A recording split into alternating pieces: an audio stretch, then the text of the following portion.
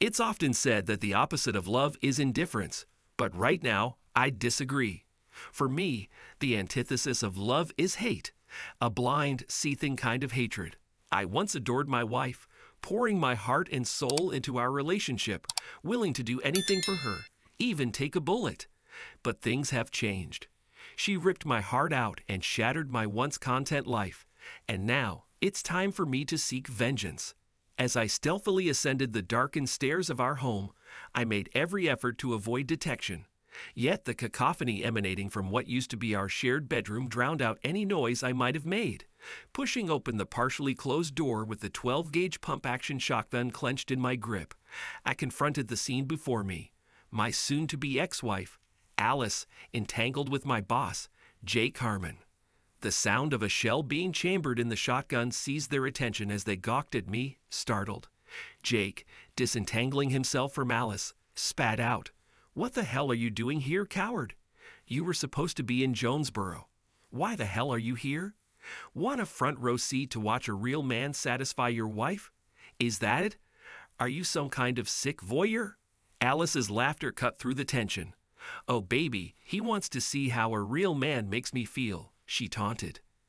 With a derisive laugh, Jake advanced toward me, and that's when it all began. I unleashed a barrage of gunfire upon them until nothing remained but echoes of my fury. Finally, as the haze of rage lifted, the room reeked of gunpowder, and smoke hung heavy in the air.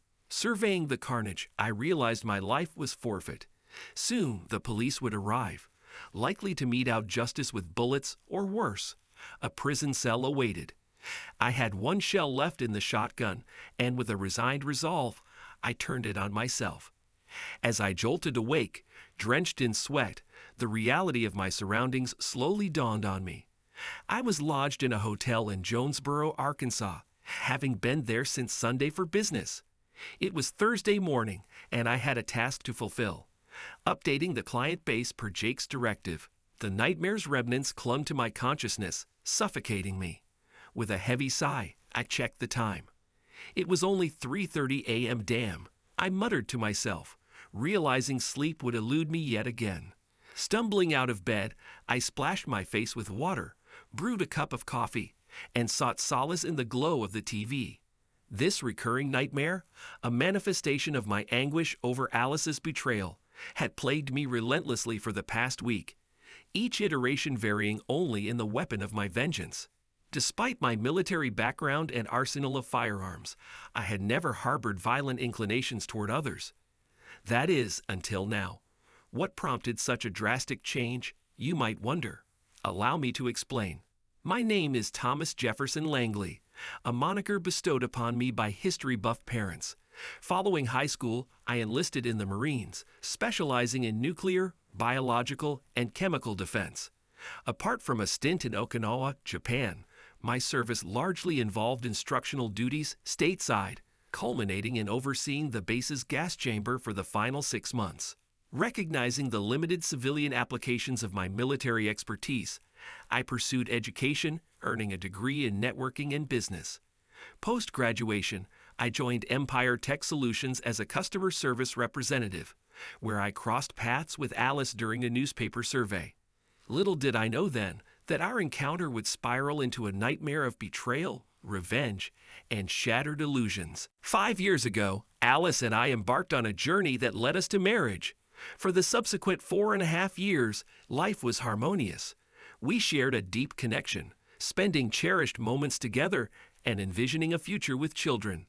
With our combined income, we invested in a charming 4-bedroom farmhouse on a sprawling plot of land outside the city.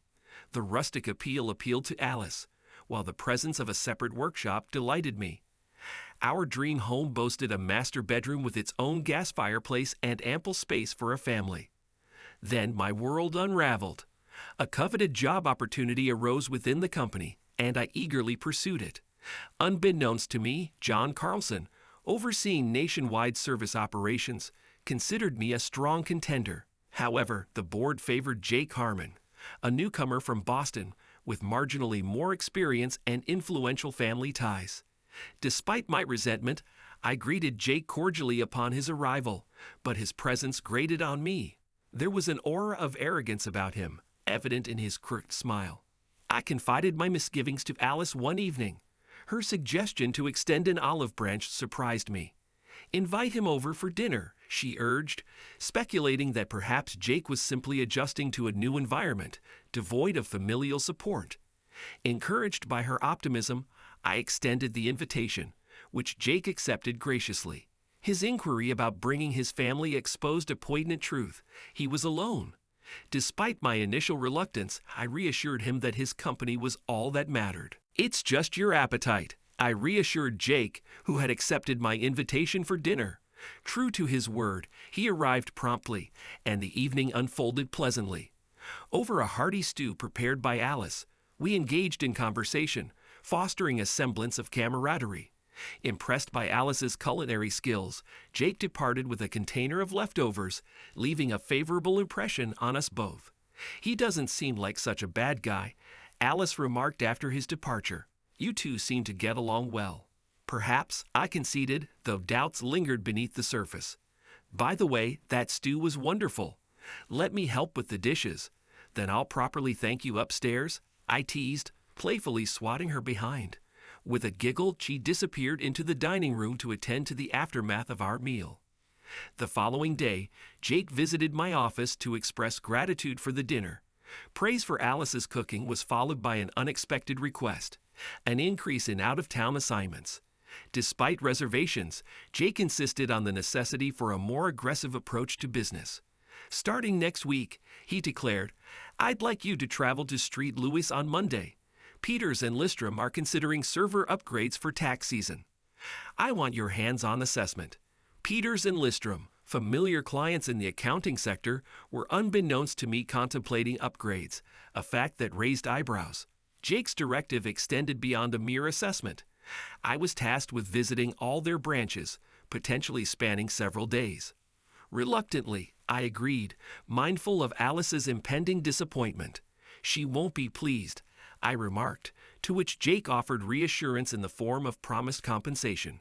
Alice's discontent was palpable, but I sought to assuage it with a romantic evening and a weekend spent together. "Call me when you arrive," she insisted as I packed for the trip, her concern evident. "And behave yourself," she added with a teasing smile. Fortunate to have a short drive to St. Louis, I departed with a mix of apprehension and determination to fulfill Jake's expectations while maintaining the delicate balance of home and career. "Am I not always like this?" I quipped before kissing Alice, a familiar ritual in our relationship. As I settled into my room in St. Louis, I maintained regular contact with Alice, calling her on both her cell phone and our home phone.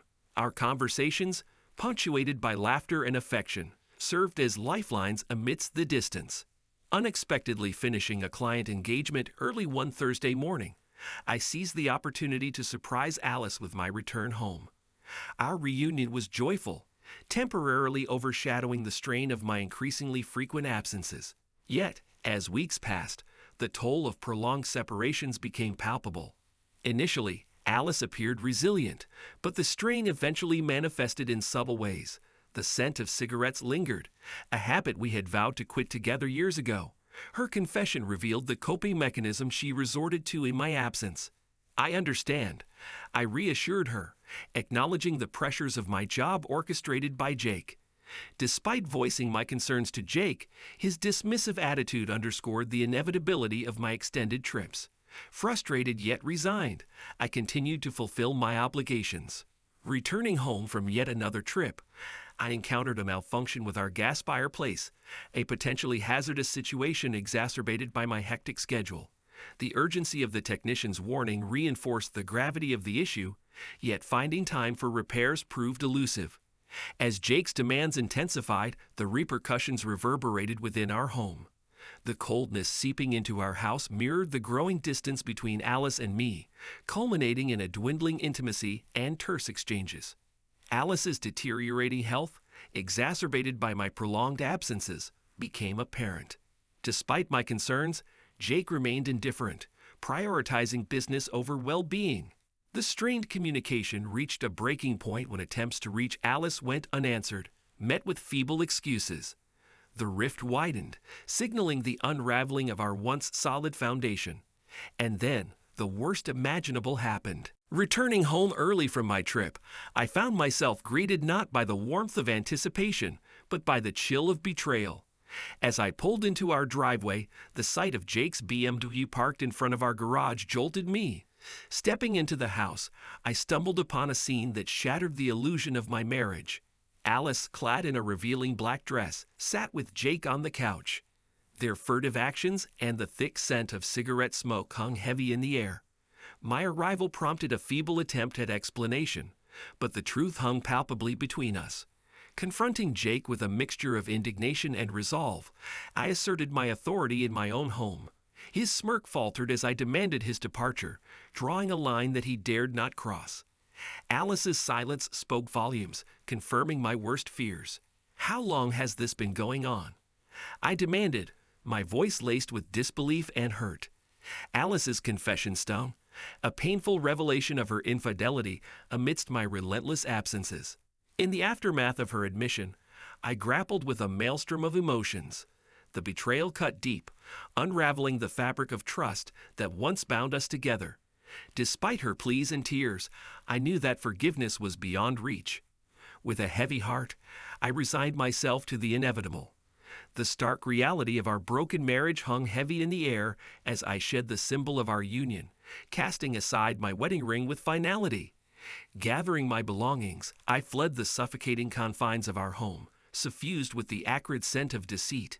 The remnants of their tryst littered the room, a visceral reminder of the irreparable damage inflicted upon our relationship. Leaving behind the shattered remnants of my marriage, I embarked on a journey of solitude and self-discovery.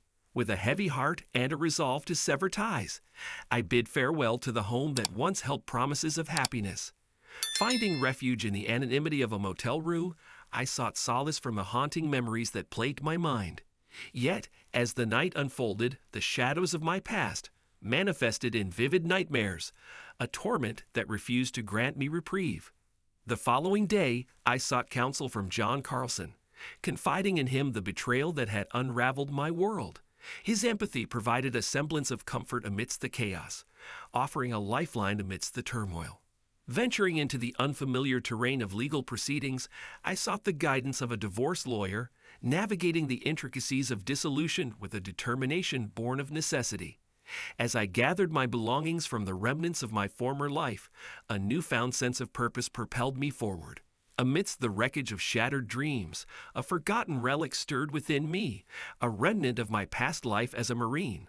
With a bitter irony, I seized upon the capsules of CS training tablets, a tool once wielded in training exercises now repurposed for a different purpose. A twisted notion took root in my mind as I schemed a fitting retribution. With a calculated precision, I laced the ashtrays with a potent powder, a silent warning to those who dared desecrate the sanctity of my home. As I departed, a sense of grim satisfaction lingered, a fleeting semblance of justice in a world marred by betrayal.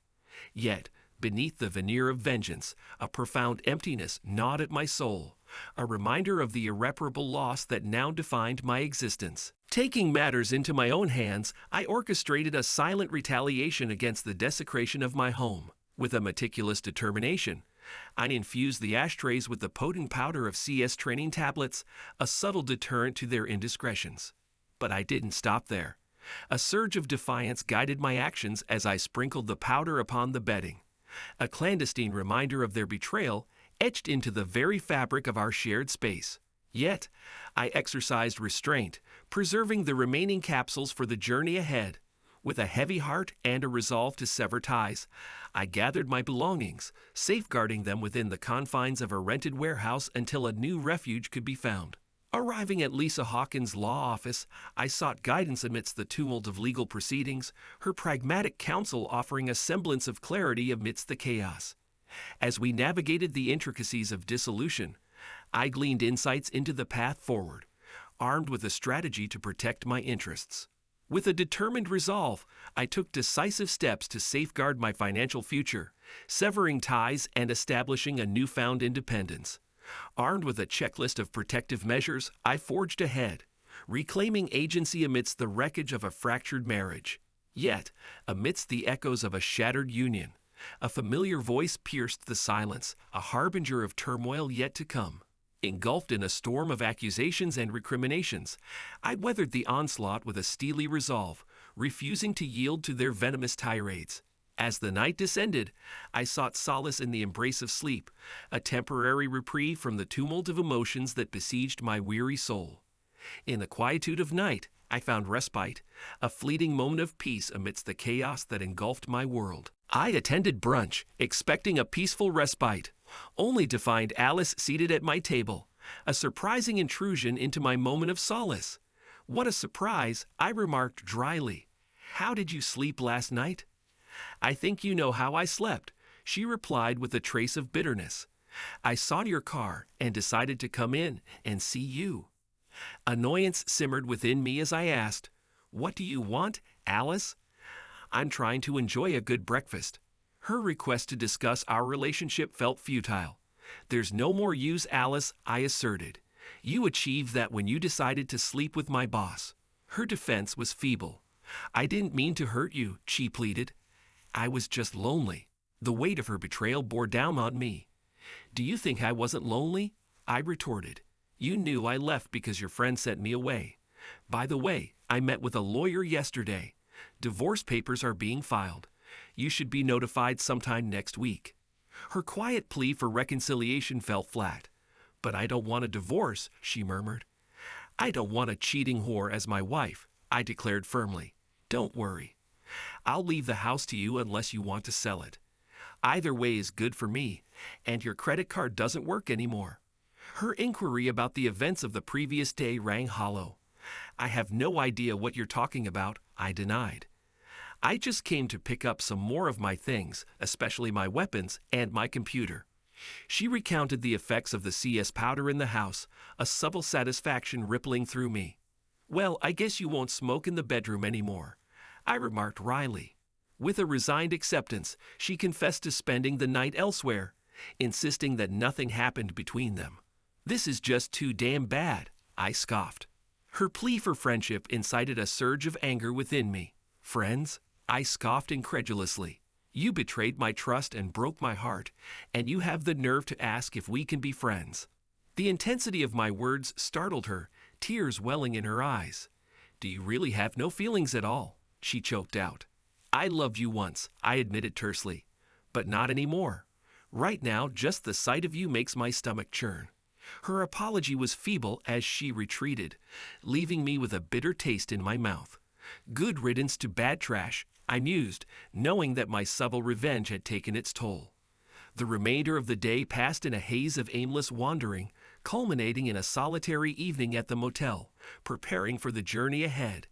Days later, Alice's call stirred up a mixture of emotions. Her indignation at the divorce papers met with my own resentment. "How could you humiliate me like that?" she protested. "How could you humiliate me by sleeping with my boss?" I shot back, ending the conversation with a finality that echoed the irreparable rift between us. I received a menacing email from Jake, which I promptly forwarded to John. John reassured me not to fret about Jake's threats. If all goes well, he'll be gone by the end of the week. John assured me. Okay, I thought. He can take this traitor with him.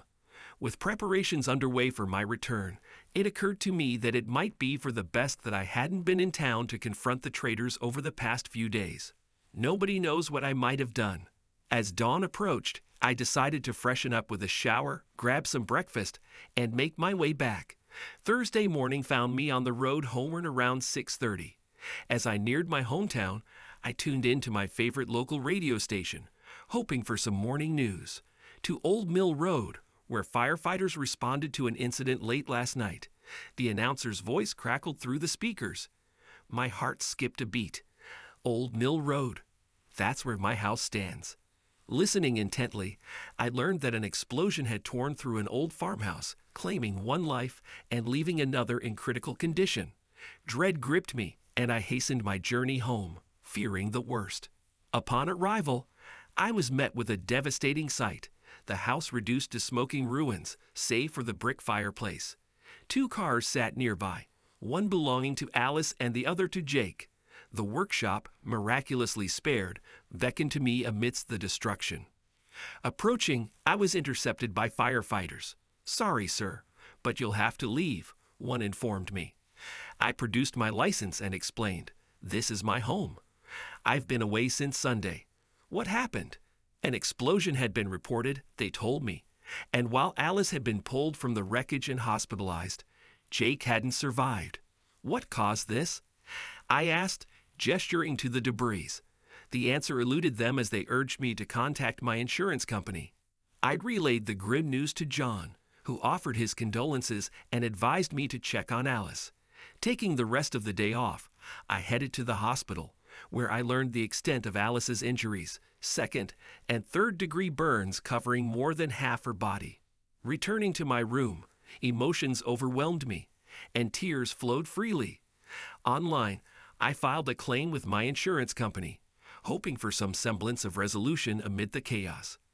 That night, for the first time, I slept without succumbing to my recurring nightmare. In the days that followed, I confirmed Jake's demise and learned that his job was now mine if I wanted it. What the hell, I thought. Might as well take it. With a new job secured and a decent apartment found, I began to rebuild. Amidst salvaging what I could from the ruins of our house, I reflected on the years spent with Alice, a mix of grief and forgiveness washing over me. A few days later, the hospital called, granting me permission to visit and converse with Alice. Entering her room, I beheld a sight that struck me deeply. Most of her body concealed beneath swaths of bandages. Approaching her bedside, I met her gaze, witnessing tears trickle down her face. "Can you speak?" I inquired softly. With a slight nod and trembling lips, she managed a feeble yes. "What happened?" I probed gently.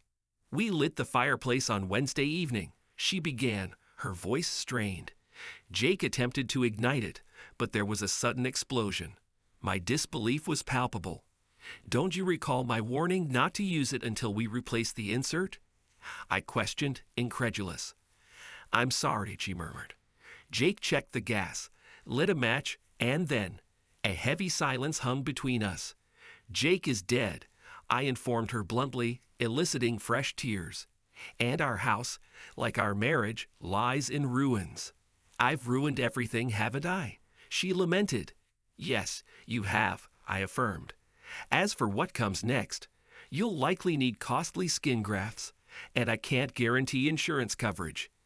As for us, there is no us anymore."